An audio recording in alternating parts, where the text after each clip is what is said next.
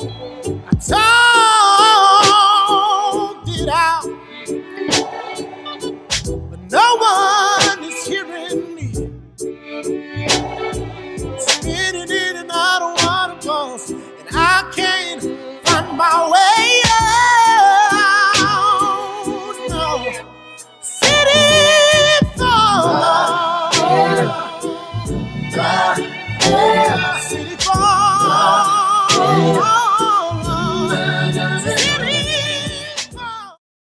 Hi everyone, thank you so much for tuning in to Young Voices Making Choices. I'm your host Melanie Stubbs, and I'm your other host, Tristan Taylor. today we have a special guest, Joshua Fredenburg. He's a national speaker, an author, a leadership, diversity, and relationship expert that is on a mission to empower at least 1 billion people worldwide with effective leadership, career, relationship, and success strategies that will enable them to make a positive impact in their community, nation, and world. So thank you so much for being here today, Thanks for having us. Good to be here. Now, we have so much in store for you all, but first, we have to have Joshua bless the food. All right, let's go. Father, we thank you for this opportunity to be here today and to fellowship and to talk about important conversations. We ask you that you would not only bless the food, but most importantly, you would bless the discussion and bless everyone involved. In Jesus' name, amen. Amen. Thank you so much for that. And for keeping it short, because, you know, we got a lot of good food on the table. Right. We don't want it to get cold now. So, over the weekend, we were given the assignment to watch the movie 13th on Netflix. It was definitely a great documentary. Have you had a chance to check it out? I've heard about it, didn't have a chance to check it out yet, but I heard it's a very powerful film talking about how our country still has a lot of things that we have to work on. Exactly. And we still have a long ways to go, and I think a lot of times people fail to think that we progressed so far forward, but honestly, I don't know if we've progressed that forward, to be honest with you. That or taking some steps back and the recent, activities that have gone on, especially with the election, so. Yeah, I think, a lot of times people say the millennial generation is the colorblind generation. As a speaker that travels on college campuses all across the country, and is pretty aware to what's going on college campuses, I'm not sure if I necessarily agree with that. Right. Because you hear there's still a lot of young people out there that are ignorant when it comes to diversity and social justice. Right. Although we progressed, I still even think sometimes that people who are advocates of social justice still have biases they need to work on. Right. Yeah, it's not open. It's more so like independent, like what their own beliefs. Exactly. Yeah, exactly. So, like for instance, I may have a desire to advocate for one issue per se, but then when it comes to another group and their issues, I'll just look over and won't pay no attention to it. Right. And so I think the perfect example too of that, like I know for me, I'm an activist and stuff in my community as well. Like with the Black Lives Matter movement, I know for me, I have to check myself. Like one of my last speeches I did, I competed in speech and debate in college. Yeah. One of my last speeches I ever did was about how we as Black male activists need to learn to incorporate women as well. Absolutely, yes. Because this country is so prone to seeing the Black male as the face of injustices, but Black women die every day, and they deserve. And they created the Black Lives Matter movement, but yet, we in mainstream media has put this image as if like Black males is like the epitome of what we go through, or the epitome of oppression. Like, oh yeah, I understand that Black people are oppressed because all the Black males dying and stuff like that. But it's like it's Black women dying, Sandra Bland and so many more, Yvette Smith, and to me, when I started to research, I was like, wow, like it wasn't because my choice of not wanting to be an open advocate for everything, but it's because I was prone to it because that's what you see. Right. And when I started to hear these names of Yvette Smith, Aiyana Jones, it's like I didn't feel. I didn't feel for it because I didn't hear the name. Right. Yeah. But when you hear Jordan Davis, Oscar Grant, it's a connection there, and I think that's really good that you point that out. Like as activists, we must incorporate everything into it. It's just not prone to one subject or one thing. And I think we have to have. Oh, yeah, got me started. I think we have to have strategy.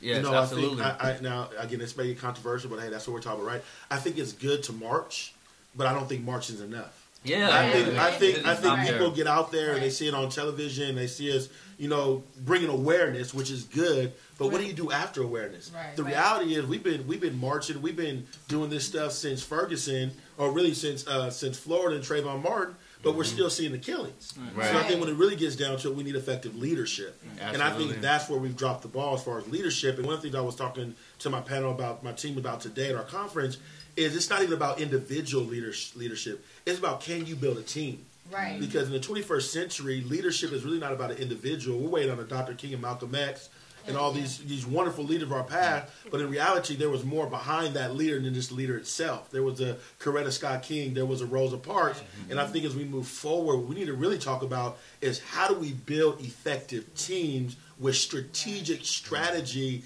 in addition to our awareness. Because at the end of the day, if we're really going to bring about change, we need some people understanding policy. We need some people running for office. I mean, that's where we're really going to change.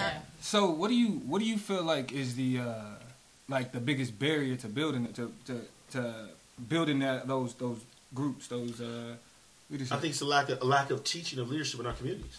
If you go to the bookstore right now, you go to Barnes and Noble, and you look in the leadership and business department, you will not see one African-American male or female on that bookshelf talking about leadership. If you go to every single college campus in the country right now, they are focused on culture issues, which are important, but very few focus on leadership development. Right. And what happened was really interesting about it is the responsibility of a person of a cultural center, or they would call the I forgot what it's called, but diversity, their initiative is education on diversity. That's important. Right. But if we don't have leadership, how we do? Because at the end of the day, that's what it's about. It's about leadership. And so I just think there needs to be more leadership in our communities, more leadership training, more strategic training, even when it comes to our fraternities and our sororities. Right. I mean, how do you build your team? How do you build your organization? How do you get the money? Because I see students on campus, now again, I'm talking about predominantly white institutions, you know, your Euro-American organizations, they know how to get the money, but our MPHCs, sometimes they're missing out on the money, and I think that's something that we can progress forward when we're dealing with change. I mean, I also feel like we need to better support our MPHCs. A lot of times, the idea of a fraternity or a sorority doesn't even, if you weren't exposed by a family member or someone in your community, oftentimes if you're African American, that concept, you don't even know what that means. And even further, you don't even know that your Greek brothers and sisters it is, their goal and the intent to help the community. But at the same time, I mean, I'm Greek, but I often beg the question, sometimes I'm like, where are the Greeks? I commend everybody in their organizations, but sometimes I feel like the barrier needs to be let down so that people want to connect more. Yeah. So I think that in our communities, it would be better if we saw, you know what I mean, we had that representation in the community. And a lot of times, like for me, I didn't really learn a lot of this until I went to this service. That's when I learned a lot about leadership and development, and you know what I mean. Obviously, you learn it through sports and like you were talking about sororities and stuff like that. But my worry is that with every time we turn around, there's a new era of oppression, and so my worry is that what's next? Do we have the faith in ourselves? You know what I mean, to come together and create another Black Wall Street and stuff like that. Right. Like I haven't. Great. So that's a whole other discussion. Exactly. Right. But I haven't seen us. We haven't moved in that direction, and I don't think we feel safe enough, or you know what I mean. And we haven't come together as a community because I don't think that we. Unfortunately, I'm going to say that we don't have a great picture of ourselves. You know what I mean? Right. And so how can we, someone else's problem is not usually ours. You know what I mean? I feel that. I wanted to add a little bit to Rosa, what you were saying. When it comes to support within our own communities, in this post-Trump America, what our greatest challenge is going to be is that while he'll say politically incorrect, you name it, and offend every single group, what we need to really do is focus on building up each other and becoming more and more knowledgeable about what's going on so that we're educated and we know when exactly injustice is done and what we can do about it. Because increasing civil aptitude. Absolutely. it's all about teaching civil aptitude and teaching tolerance within one another, within our own communities. To piggyback off what he said, I think as Black people, we're actually afraid to actually stand up because the way the media portrays us, we're thugs, we're gangsters, we're criminals, So I think if we just have that teamwork, like you said, we could definitely move forward. But I think people are afraid to come together as a team and actually work together because Black people fear each other, believe it or not. So. Or we become intimidated. Yeah, we're intimidated. Or we play this thing where if I get up here, I don't want you to come in and replace me. Yeah. It's a kind of competitive thing as opposed to... Even into a generational thing. The whole generational legacy thing. And when you think about families or you think about cultures that really progress year after year. They understand that legacy and that generational thing, and that's a whole nother discussion for another day. But actually, goes along with the 13th. I was just about to say that they were talking about how the Birth of a Nation, right? How it basically portrayed black people, in this bad light, and they portrayed black men as rapists, and so they started believing that, the other people. And then after a certain point, black people started to believe it. And so in the media, it circulated that around. And the fact that they got us to believe that about our own people says a lot.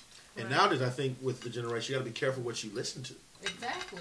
Every story you hear on ain't always true. Right. I mean, I think that's one. Oh, here we go. I think that's one of the key. Because I'm getting inspired now. But I think it really saddens me because I think that's one of the challenging things of this time. There's so much deception. Yeah. There's so much deception. Just because something goes out, you don't even know if it's true. It can be a story to get your interest. It gets to market, or you don't. What's really true and what's really not. Clickbait. Huh? Clickbait. Exactly. Yeah. It's just clickbait, and so I think we got to be more savvy as far as research is concerned. Right. Got to learn how to analyze, as my friend always says. Be critical thinkers. But I think that's the problem. Nobody wants to do the research. Everybody just want to get out there and just do their own thing. Right. Nobody wants to come together and actually do the research and sit down and come up with a plan to actually put in place. That's so true. So which leads me to my next question. We are post COINTELPRO. We are. This is 40 years plus after the Moynihan Report, after Black Panthers, et cetera, et cetera. As a leader, what new ways can we implement change? Because, as you can see, there was a national campaign against our empowerment, our gaining of our rights, and economic advancement. What do you feel that we haven't already done that we can do? Because don't tell me black people haven't tried, or we aren't interested in creating a new way for our youth, because every single time that we've attempted to do something, we've been shut down or killed. Right. What now? Don't stop. Yeah. I mean, really don't stop. And I think more practical, from my perspective, I think work locally, think globally. And I think so many times we're looking for the big break, but really just start small. First of all, I think we start in the family. If we get our families right, we get our kids right. You know what I'm saying? I mean, everything starts in the home. And another thing is relationships. That's a whole other stuff. So because if you have a healthy relationship, that turns into a healthy family. And you have a healthy family, that turns into a healthy community. And if you have a healthy communities, that turns into a healthy nation. And you have a healthy nation, that turns into a healthy world. Right. And I think one of the biggest challenges in our community right now is we go back to our families. For me, I grew up in a single-parent household. Although my father was there, it was a single-parent household. So when I'm married now, I mean, there's lessons I have to figure it out because there's no example. You understand what I'm saying? But the impact of family is so critically important.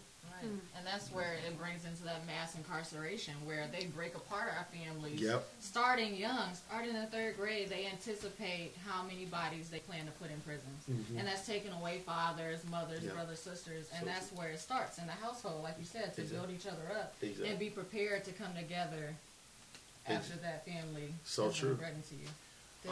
As far as the mass incarceration system goes, I mean, through the civil rights movement, through things like that, we've worked hard to get our rights, like the right to vote. And when you go to jail and you become a felon and then become an ex-con, they want to strip that right away from you. It's taken away from you. All that you've done, is lost. And African Americans have been, systematically oppressed since slavery. It's just updated versions of the same thing. You just brought up a great point because, right after slavery, that's when we kind of talked about that before. But when people kind of go into jail because of small things, like you get incarcerated for loitering or being out after dark and those kind of things is how it started. How they get so many bodies. Yeah, exactly. So was just being punished for being black. They couldn't. Oh yeah, they can't say that. Call it that though. Right, exactly. Yeah. No, that's tough. And I think I think nowadays, we got to learn how to even deal with police officers. I'm in Miami, Florida, and I got pulled over. I tell you what, I had my license in my hand, my registration in my hand, and I said like this, and I said, I ain't going to move, officer, because you got to be respectful. I'm not going to argue with you. I'm not going to, we have to understand that nowadays, because it's like that trigger can be pulled real quick. Mm-hmm. And so I think one of the ways that we can attempt to help solve the problem, for the time being while we're dealing with policy, is really teaching people how do you deal with the police when you get pulled over. But we should be respectful, not submissive and meek. I don't want to go before any individual having to present myself in that way. That doesn't mean that we're equal. That doesn't mean that you respect me. Why should I have to adhere to your title, badge number, whatever have you? But you don't even see me as a being. This is true, but that's something you have to. Sometimes I learned in life you have to keep your mouth shut and make sure you speak at the right moment. Because there's moments where you can speak and there's moments you cannot speak. And sometimes in those moments when you want to speak, you got to keep your mouth shut and think long term. I'll give you an example. I have a friend, and he's African American, and so he's in a major company, and he grew up in a company. He said, when I got in the company, I knew there was those racial words and stuff like that. He said, but I kept my mouth shut because he said, if I start speaking up now, it's going to affect my progress in the company. Right. So now he moves up. He's the first African-American VP ever of his company. And he says, now I can start implementing change because I was wise in how I spoke and when I didn't speak. And I think that's important to understand because so many times we act out of emotion, but we don't act out of strategy. You see what I'm saying? Yes. You can't always show your cards. Sometimes you got to keep your mouth shut and just like, okay, talk, and then boom, you get into a position. And I think these are some of the leadership things you got to just think about and consider. I agree with Giovanni is saying in you as well. I think it's a matter of the person, right?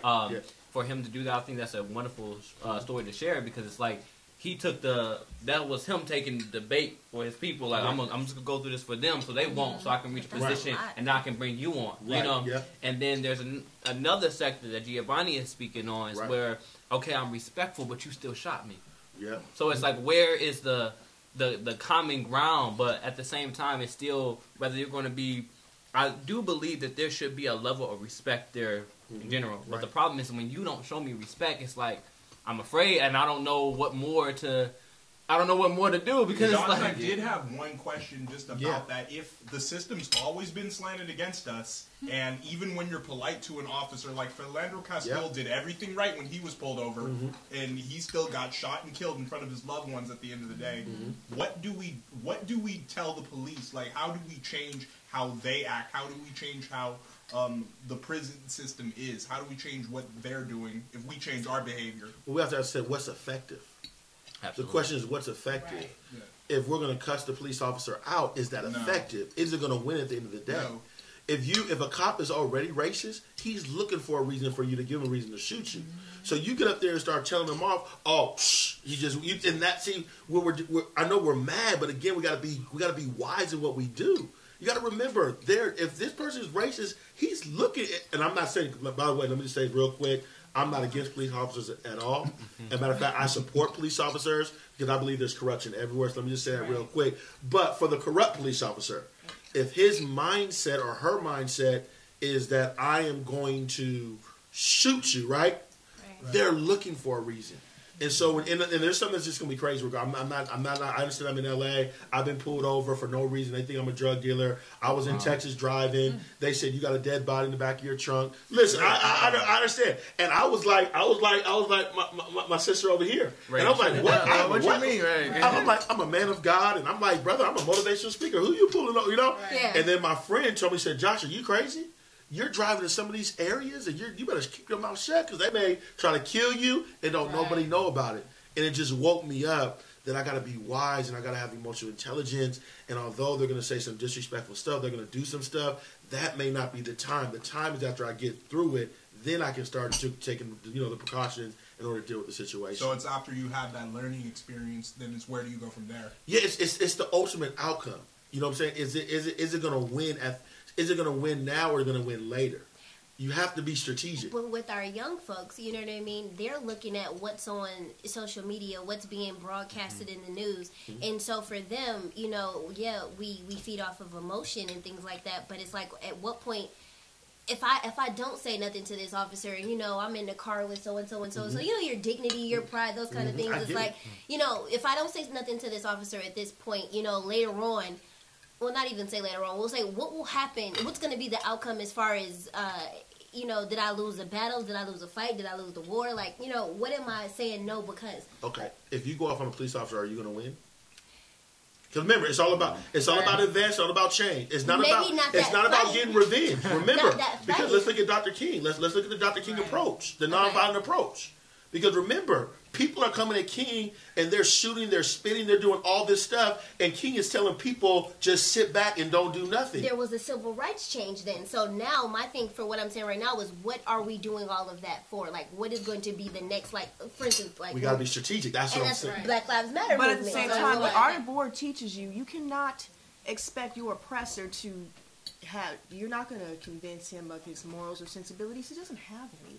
So we have to become more educated. We have to work harder and get into, you know, some people are going to disagree with me, but a militaristic mindset, because in implementing strategy, not just on a daily basis, but strategic use of your money, political ideology, action, whatever have you, that's what's going to bring change. Because, okay, I hear all of you, but at the same time, I shouldn't have to acquiesce in an attempt because I'm scared. No one should have to be scared of anyone. My mother taught me, your rights end where my nose begins, and I will respect yours as long as you respect mine. But if we're going to speak about battle on a national front, I just don't feel like that sort of, we are not going to win a game with an offensive strategy. Defense wins games, not offense. We talking about like this battle of doing the right thing and justice, and it makes me think of Khalif Browder. And the reason why this sense of justice and this fight kind of brings his name up for me is that was his whole point. He got offered a plea deal for something he didn't do, and sensibly, like he just said, no, I'm not going to do that. However, the system in which he was already stuck in by the time he was arrested said that, okay, that's how you want to play it, I got something for you. And so what ended up happening was because of his sense of justice and him wanting to do the right thing and him not laying down and being, you know, stepped over, that's why he spent 3 years in jail for no reason. You know what I mean? He played the game, he still lost. And I mean, and he tried to play it like, you know, I'm gonna show y'all, like I want people to hear my story and all of that, but at the end of the day, it ended with him taking his own life. And so when you brought up it being a generational issue, and talking about protesting and how, you know, it's kind of not, we got to find a step moving forward. With us being millennials being one of the most informed generations, one of the more connected generations, and with more of us going to college and becoming educated, becoming the first VPs, a lot of firsts are happening because of millennials. My question is, what is keeping those? Because these are people who are obviously shown to have leadership capabilities. Absolutely. What is keeping them from using those same leadership skills that got them their corner offices in corporate America, from employing those skills in the hood? You know, around their people, the people that they came up from. Because I see a lot of people, once they get their degrees, they move out to the suburbs, they live their suburban life, and then they leave the hood where it's at. You know what I mean? And so these people, we have leaders. Right. But what do you think is the issue with keeping them from going back to where they came from and using those skills, teaching those skills to the people that need it? Well, I think there are some people that do go back, so I do want to say that there are people that do go back, and I think the ones that don't go back, I think probably don't care. They're probably all about money. They're all about success. They're all about, you know, themselves, you know, and that's just unfortunate. They work so hard to get out. You're right. I was saying they don't want it. Like, okay, so there are some people like Colin Kaepernick and others that have stood up, but my thing is I wonder if they're afraid to, you know, like for instance, let's take Tiger Woods, who was considered, you know, their guy up until he, you know, did some black-ish, you know what I mean? And that brought him back down to being, you know, a black man. Bill Cosby, he had the syndicated shows, all those different things, and then as soon as he did something that, you know, Matt didn't agree with, he was considered, you know, they took a show off the air. He wasn't even convicted. You get what I'm saying? Again, so, it's the whole dehumanization process. You know, you're perfect, you're a star until you do something wrong. And then that's when you lose everything. Just because you're a star doesn't mean you're a leader. Let's make that clear. Just because you're, and I think this is really important. Oh, this is so important. And nothing against, you know, just because you're a celebrity doesn't mean you're a leader. Right. You have a gift that elevates you to a certain plateau that gives you influence. It doesn't mean you're supposed to set an example. It doesn't mean you can't be a leader. You can be a leader, celebrity, but I believe you have to be trained to be a leader. I believe leadership takes development and training. Right. So your gift can take you there, but if you don't have the training and character to handle that leadership role, it can be an issue. And so I think we do got to be careful on who we just automatically consider to be a leader. You know, and not saying all aren't leaders. I know there's some incredible celebrities that are doing some great things. Shout out to the viewers, by the way. Aaron, who let us know that comment said we can't fight hate with hate. Yeah, I agree. But I also think it's important to note that we can't be complicit, right, in instances of hate and injustice. And so I think people get it confused when, you know, you have people who are like spew hatred, who spew these things that kind of keep us separate as a people. And then, you know, when you respond to let them know firmly, you know, that, nah, I'm not standing for this. And it's like, oh, no, we can't be hateful. We can't be... To me, it's like when you said, you know, Dr. King and the nonviolent portion of the civil rights movement was important, but, you know, we can't have Martin without Malcolm. Right. You know, we have to have that. We got to have that strong fist to be like, you know, y'all can do what y'all want, but don't put your hands on me. I'm sending you to the cemetery. Right. You know what I mean?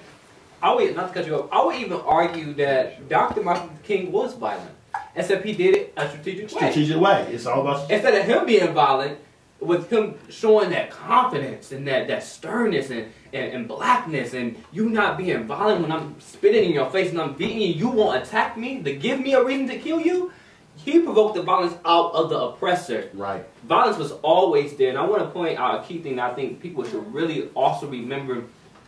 When you look back at any war, any form of oppression, violence was always the root of it. And it always is. It's sadly that is the thing that comes about. And that's why what you just said, I firmly agree with it. It has to be two of the worlds, the Malcolm X and the Dr. King. However, we need to come up with a way where it won't be as like detrimental or, you know, deadly to... It's always going to be detrimental. The thing about it is, I think the question of violence in the movement should just be removed. Because, like Angela Davis said, like, violence is the reason why we're here. Violence is what kept us enslaved. Violence is what enforced Jim Crow and the slave or the black codes and police brutality now. So it's odd that on this question of us seeking our liberation, that you coming to me talking about violence. Because if you're talking to me about violence and I'm talking to you about my movement, then you already in a place where you don't understand what we're actually dealing with in the first place. Let's think about that though. Let's think about the fact that violence is actually... okay, Aaron said that cheating on your wife is not blackish. Dr. King, I understand where you're coming from, but can we separate the actions of the individual? I mean, come on. There's this guy. Let's say this just. So there's a guy that I was talking about, Dr. King, and this other speaker, and he was like, "Well, he cheated on he did this," and I'm like. I mean, okay. I mean, I could go through every leader in history and tell you something they did wrong. I mean, let's not get let's not get away from the work. You know, again, I often don't cheat on your wife, but there's a whole I mean, I think we're diminishing. That's not the issue. And whenever you reach a certain plateau that reaches people, you're going to get criticized regardless. So it's going to be something that's going to be brought to the table, like whether it's true or it's not true. Yeah. And speaking of the Jim Crow that Dom just mentioned. Our book of the month is Michelle Alexander's book, The New Jim Crow. I advise you all to read it because it goes hand in hand with the 13th film documentary by Ava DuVernay. So please read the book. And we also have another segment too, speaking of the book, so just stay tuned. And so another thing that I want to piggyback off of is that we're living in a system that wasn't created for us. And so now we have to fight for that equality. So we talk about the instances where, you know, the police are pulling us over for no reason and we have to keep our emotions in check. That's just like his example where you have have the person working at the company at a low, entry level position. But once you get to that VP, that's when you execute the strategy. So the car example, it's like, you just have to keep your composure, because that's not one of those places where you execute your strategy. Yeah. But I feel like at the same time, these cops are on a power trip. They're supposed to protect and serve, not abuse and kill. Right. You're right. No, you're right. But again, don't put your life at risk. Right. Trying to get an attitude of that cop. Keep your mouth shut and take your little take your ticket, and then you start going to the offices. Then it's the after. You know what I'm saying? Make sure. What if you're still calm and composed and they're just pushing the limit, like trying to provoke you? Like, we're not children. I can get an attitude with a cop if I want to. No one should tell me that, I have to just calm down and take that. But is it worth risking your life? I'm telling my son, no. At the end of the day, I think that at the end of the day, there has to be, you need to know your role within the movement. Once you know your role, you will know where you stand. I'd like to also thank you for joining us. Oh, thank you for having me. I was just good to be here. And by the way, I'm just encouraged, to be honest, to say, from my end, I'm just encouraged to see intelligent, awesome young African American men and women. So I just want y'all to know that this is encouraging, and y'all doing a great job. I mean, really, I just love it. I just love it. So I just want to let y'all know I really mean that seriously. This is great. Well, there you have it. From the Young Voices Making Choices. Tune in next Sunday for our Soul Food Sunday. Also, make sure you tune into that book of the month, Michelle Alexander, The New Jim Crow. This is your host, Tristan Taylor, signing off.